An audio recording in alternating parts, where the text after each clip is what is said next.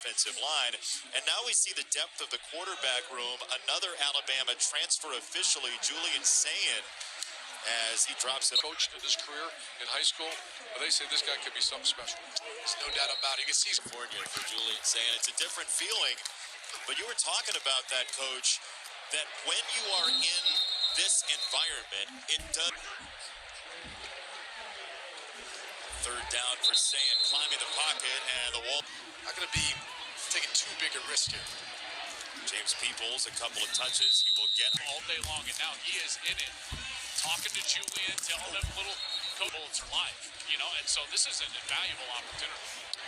And just think about the situation, Joel. When the wind's blowing hard from basically far sideline to near sideline. See, that one's getting hit by the wind and it got undercut. That's exactly what happened. It's picked off, and so this great defense has a second interception in the ball game. They're going to blow it dead.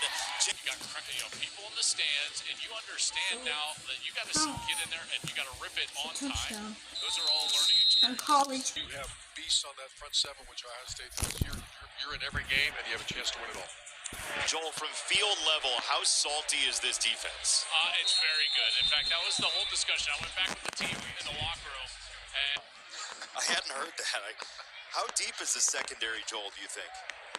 Well, let's put it this way. We're seeing what they can do here today, which is pretty impressive, and we didn't up, as good of a secondary as we've seen in a long time. I'll go back to that 19th secondary for Ohio State, 2019. Oh, almost another one. Guys, every time you're seeing a throw to the far side, and so every one of those is coming up short, and the defense is going to have a chance. You know, the timing was there, just not the placement for where the ball needed to be, but that was a little better getting the ball out of injury. Something I suffered through, and trust me, that is not an easy injury to recover from. What's it feel like, Brady? Oh, deep ball down the sideline and a comeback attempt, and it's incomplete. Coverage for... These are the catches that Jeremiah Smith has been making all spring in practice. He's corralled that one in. A little surprised. Well, Jeremiah Smith is still in the ball game here, but he's a young. I get it. He's a young player. But I rechecked when I saw number 4 out there. You'll notice something though. Whenever he is in the game, usually 40 minutes in this second half is what the depth of the Ohio State Buckeyes is going to be. These guys that you're seeing, someone's going to have to go play. With a transfer portal, you never know where you're all of a sudden, again, having a guy go from being a few plays away to 1 play away, and then all of a sudden thrust it in as your starter at quarterback. That's why these reps right here. Is that I was at Oregon 2 days ago, and they had yellow, green, and white teams. They weren't saying first, second, third string because they were worried about losing guys. I guess the line of demarcation is territory. But again, with the length of this season, we're talking about a national championship game on January the 20th, Joel. So not only we're talking 16, 17 games. After the regular season and have a transfer period and a signing day, and we try to play more football is wild. I think that should be changed. But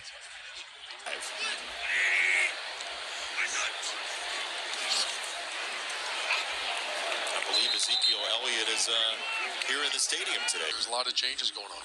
There's no question about it. I think the model for intercollegiate athletics is going to change, but I tell people all the time, whatever the powers to be do out of Ohio State, there's no question. 1% of these guys are going to go pro. The rest of them got to go find a job or they got to go to grad school. So we can't lose that focus. Gene, what is it like to sit here? Well, Gene, an absolute pleasure to have you. It's a pleasure. I really appreciate it. Appreciate everything that you guys do, and appreciate you broadcasting this game. I think it seems to change a little bit, but there's going to be more opportunity in the college football playoff as the defense gets there.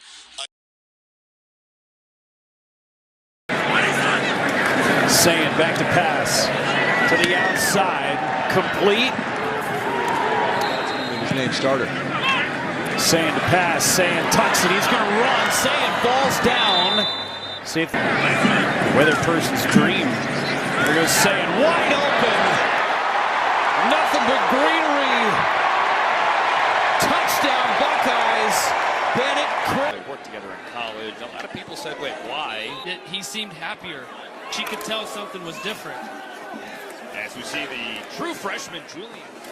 Played against Western Michigan, playing here against Michigan State. Throw to the outside.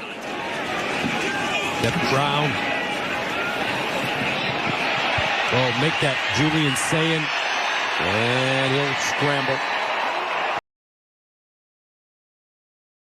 Julian Sayin, the second-year man who had some light opportunity last year, takes over and he throws complete to C.J. Donaldson, the transfer. There's been a ton of buzz around Sayin. And really, when you look at Sayin and Keenholz, these are two really different quarterbacks. Julian Sayin is more of your prototypical pocket passer. He's listed at 6'1". Seeing him at practice yesterday, 5'11", 6 foot seems a little bit more reasonable to me. But that was to Mylan Graham, the sophomore, trying to add some depth. That ball is batted and still caught by Brandon Innes. This run game at Ohio State, it's often been based out of the pistol. Downhill, get the ball into your backs, and there we go. Nice job finding your tight end, a little corner route. Jelani Thurman. Tight end group. How about the depth of this group with Jelani Thurman and company. Max Clare, I know you love this route. A little play action. Corner route settles in the zone. Perfect throw, throttles him down, and away you go. And this is the arm talent of Julian Sayin, and knowing what the defense is doing out in front of you. Philip Daniels transferring in from Minnesota. Sayin, end zone shot, and it's broken up by Aaron Scott Jr. Hand-to-hand combat. I like it right there.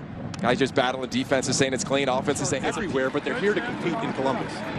Sayin throws that complete to Max LeBlanc along at the top of the screen. And Sayin is looking that way again, and this time he's able to lose the defender who slips and falls. That was Scott, but they can't connect for the touchdown. It was a great job by Mylan Graham. I mean, he cooked Scott on the release and was wide open. This is something we saw at practice. They're working these fade routes down to the end zone because they have such physically gifted and talented receivers. It's just a little against the #1 defense again, and Brian Hartline, by the way, will be on the field for the second half calling plays. Max Clare, nearly a spectacular practice, meetings, preparation, and it's really elevated and set the standard for the new face. You're thinking, and then understanding those little nuances of the craft. That's Carnell Tate, and it's Julian Sayin. The culture in this Buckeye receiver room is as good as you'll find in college football. Sayin steps up, and there is Tate with the reception, beating Benosin. And he is but said, no, I want to be part of this program, but haven't played a ton of snaps. We see a little seam route to your tight end. And there is Max Clare's first touchdown as a Buckeye in front of fans. He gets lost there, too. Doesn't get carried in zone coverage. They play that too high that you referenced. Really impressive. There he is right there, lined up number 86. Nice job on the release. Doesn't get touched right inside. Sonny Styles, linebacker, doesn't get direct traffic here. And with defender bearing down on him, he dumps it down to Bo Jackson, our first look for Ohio State. But he's talking about how he does everything well. He comes to work with such a focus. He'll have a big role this year on this defense. Some pressure there for Sayin. Eventually, he has downs, and Will Howard. Logan George is one of those guys helping reload the defensive line. That cut loose and snagged by Mylan Graham. He had a couple opportunities. Edges, got to climb the pocket, sit in the pocket, and then deliver an absolute dime. Only spot that ball could go, and then the catch in coverage, to your point. That's Sayin at his best, though. Tight spiral, beautiful quick release, accurate. And another one to the tight end. Championship, and it might have taken a little longer than what he would have liked to get there, but doesn't take away at all from how special that season was. Julian's number 8 overall player in this class and has made a push for playing time so far in camp this year. He's operating really comfortable right now. Sayin again, and his receiver fell down, and that was at Bergen Catholic out in New Jersey. So I've heard about him for a few years now. My uncle said this guy's going to be an absolute star and a stud. And you've talked a lot about playing the offensive side of the ball. We know that you're a dynamic punt returner.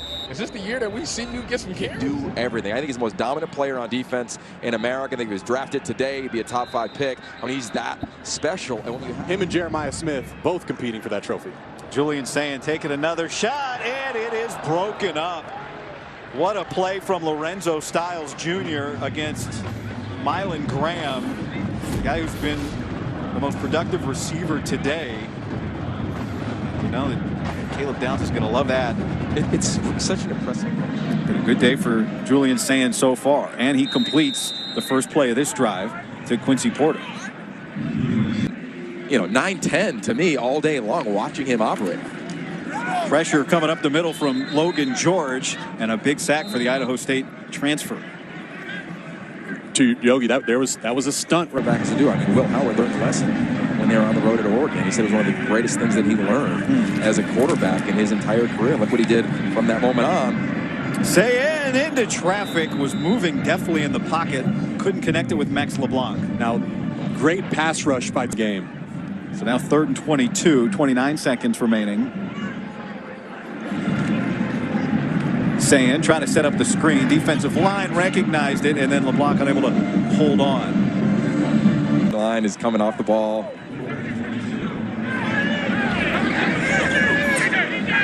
See where he goes with this. Quincy Porter at the bottom of your screen. Sayin, deep drop pressure, and the second sack of the series for Logan George.